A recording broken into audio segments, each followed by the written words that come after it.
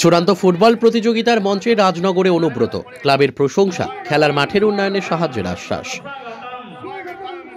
রাজনগর এলাকার একটি সুপ্রসিদ্ধ club Khodaibag Masum sporting club প্রতি বছরের মতো এবছরও এই ক্লাব 5 দিন ব্যাপী আকর্ষণীয় ফুটবল টুর্নামেন্টের আয়োজন করে।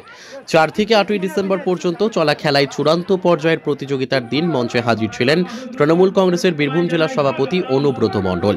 তিনি তার মূল্যবান বক্তব্যে ক্লাবটির ভূয়সী প্রশংসা করেন। খেলার মাঠটির উন্নয়ন কল্পে সাহায্যের আশ্বাসও দেন তিনি। হাজির ছিলেন রাজনগর পঞ্চায়েত সমিতির পূর্ত কর্মাধ্যক্ষ সুকুমার সাধু, রাজনগর থানার ওসি ঝুমুর সিনহা প্রমুখ। ক্লাব সভাপতি নুরুল জামাদার, সম্পাদক শেখ আলীরাও উপস্থিত ছিলেন। ক্লাব সদস্যদের তৎপরতা ছিল যথেষ্ট। কয়েক হাজার দর্শক এদিন ভিড় জমান। ফাইনালে জয়ী হয় শাকিরপাড়া টিম, বিজিত হয় শীর্ষা টিম।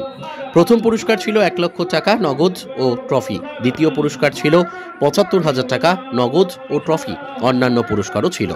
পুরস্কার প্রদান অনুষ্ঠানে হাজির ছিলেন রাজনগর বিডিও শুভাশিস চক্রবর্তী সহ অতিথিরা। সঞ্চালনায় ছিলেন সাফিউল আলম। বীরভূম রাজনগর থেকে মোহাম্মদ সাফিউল আলমের রিপোর্ট, এস নিউজ বাংলা। ক্লাবটা বৃদ্ধি পেয়েছে, এদের কিছু দাবি দাবা আছে, আপনারা সুকুমারকে লিখে দেবেন, আমি সুকুমারের সঙ্গে কথা বলে দেব।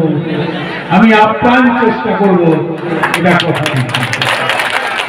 সুন্দর একটা ক্লাব, মানুষকে নিয়ে চলে, মানুষের পাশে আছে। এই ক্লাবগুলো ম্যাক্সিমাম 34 বছরের শেষ হয়ে গিয়েছিল, আবার খেলাধুলো ফিরে এসছে।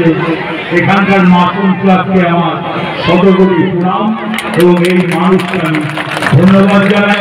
আপনাদের পাশে থাকবো, যখন ডাকবেন আসবো। আমার খুব ভালো লেগেছে, ধন্যবাদ।